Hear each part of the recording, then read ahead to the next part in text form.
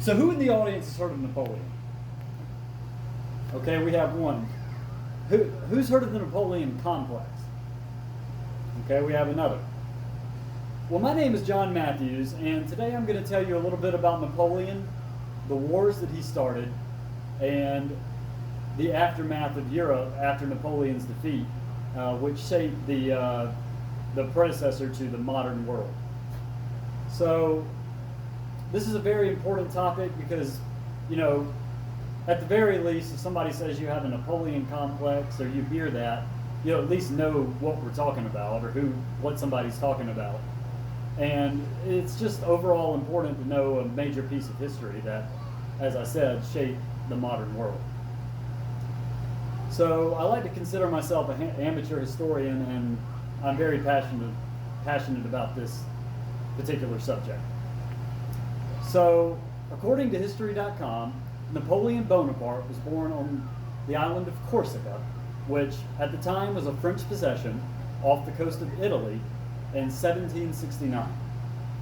He was born into a family of minor nobility. By no means were they rich, but his father knew some people, which eventually led to Napoleon being accepted into a French military academy in 1785. Normally, he would not have been able to have been accepted in something like that because he was not French proper, but due to his family having some connections, he was able to. He graduated the academy in 1785 and was commissioned as a lieutenant in a French cavalry regiment. A French artillery regiment. So in 1789, the French Revolution broke out. Napoleon backed one of the revolutionary parties called the Jacobins, which eventually came to power in about 1792. Due to Napoleon's support since the beginning of the Jacobins, you know, he was there from the beginning, they ended up commissioning him a brigadier general in the French army. And he was given a post in Italy, which happened to be a French possession at the time also. Part of Italy was. Naples, to be precise. So, during this period, France and Austria were at war on and off. This is termed the War of the First Coalition. But more or less it was on or off since 1792. In 1796, Napoleon ended up leading a French army from Italy to within 120 miles of Vienna, which is the capital of Austria. This sort of freaked out the Austrians and caused the Austrian emperor to sue for peace, which there was a treaty, and you know, France ended up winning the war, and Napoleon shot to national fame. So Napoleon was essentially a household name in the late 1700s. Then, in 1799, Napoleon made his move. He entered into a military coup which overthrew the French government, which is termed the Directory. And he was established as first consul of France.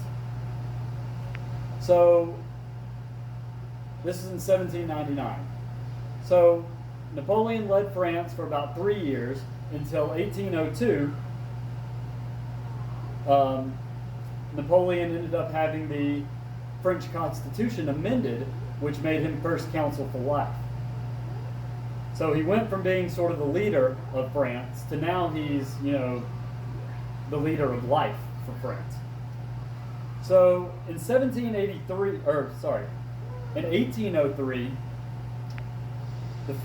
Napoleon started getting pretty ambitious in Europe, and this led to what is called the War of the Third Coalition. The War of the Second Coalition was pretty minor and brief, so we're not really going to mention it here. But the War of the Third Coalition was very large. It involved almost every country in Europe at the time. And it saw Napoleon eventually beating a combined force of Prussian, Austrian, and Russian armies. This war apexed with the Battle of Austerlitz in what is modern-day Austria, where Napoleon's French army defeated a combined Austrian, Prussian, and Russian army. So that ended in 1805. In 1804, when it was pretty obvious that Napoleon was going to win the war, he ended up amending the French Constitution again, which made him Emperor of the French. So now he's emperor. So, he ruled France. That war, the War of the Third Coalition, ended in 1805. Then in 1806, the Prussians were able to raise an army again because of French aggression moving into other countries in Europe. And the War of the Fourth Coalition broke out in 1806. This saw a force of Prussian and Russian armies try to attack Napoleon. Well, Napoleon quickly moved against the Prussian army, and at the Battle of Jena, Napoleon decisively crushed the Prussian armies. Then he made a mockery out of the Prussians by invading Berlin and occupying Prussia as a whole. Then he turned the bulk of his army to the Russian army, which was stationed in Poland at the time, and decisively defeated them at the Battle of Friedland. This caused Tsar Alexander I, the Russian emperor, to sue for peace, which Napoleon gave him. So instead of making a mockery out of the Russians like he did the Prussians, he allowed the Russians to go home, with their tail between their legs, but not exactly 100% defeated. Now, at this time, you may ask, how did Napoleon crush these armies? So what made him better than everybody else? Well, first, Napoleon used they're modern now, but warfare tactics that Europe had never seen before. You may have seen, battles in the 1700s in the movies or whatever, where you just see lines of armies just shooting at each other. There's really no intense fighting. It's just one line shooting at the other line, then they reload and shoot at the next line.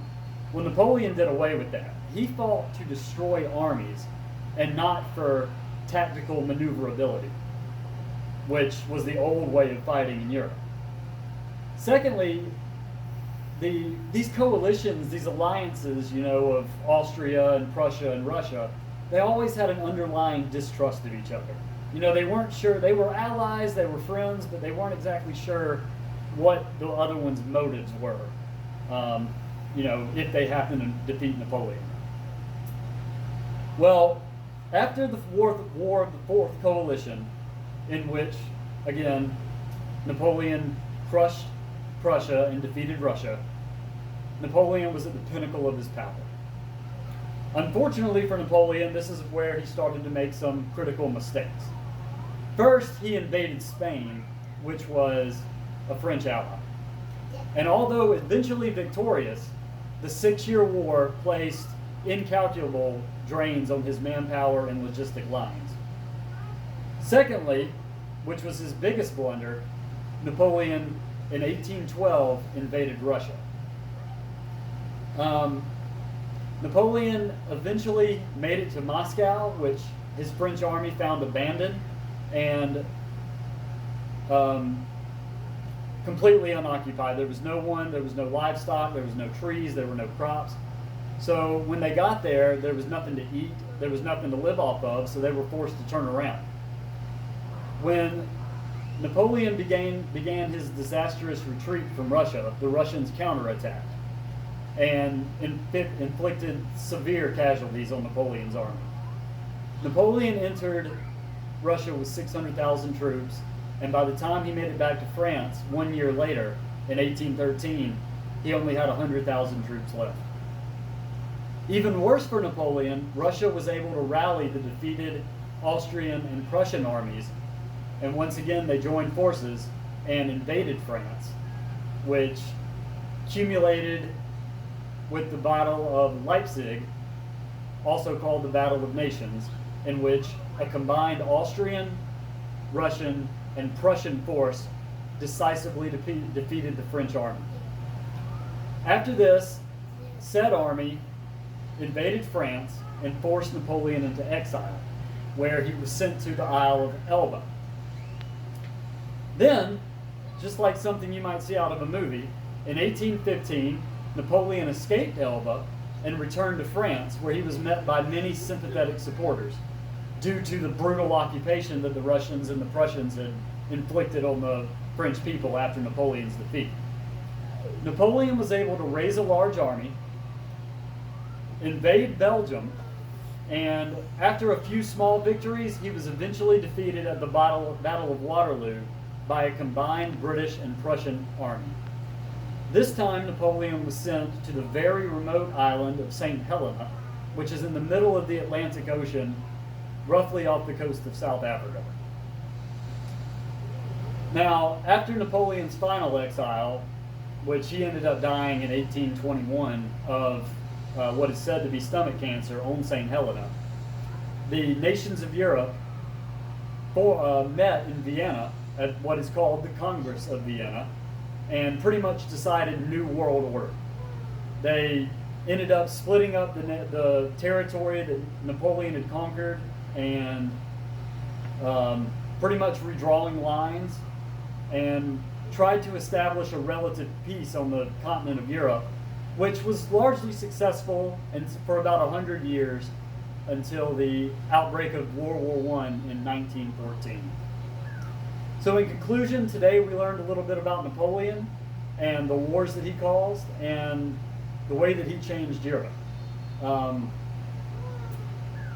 hope you learned something today, and if you ever want any more information, please feel free to email me or send me a message, and I can give you any sort of information on the topic you'd like. Thank you, and have a nice day.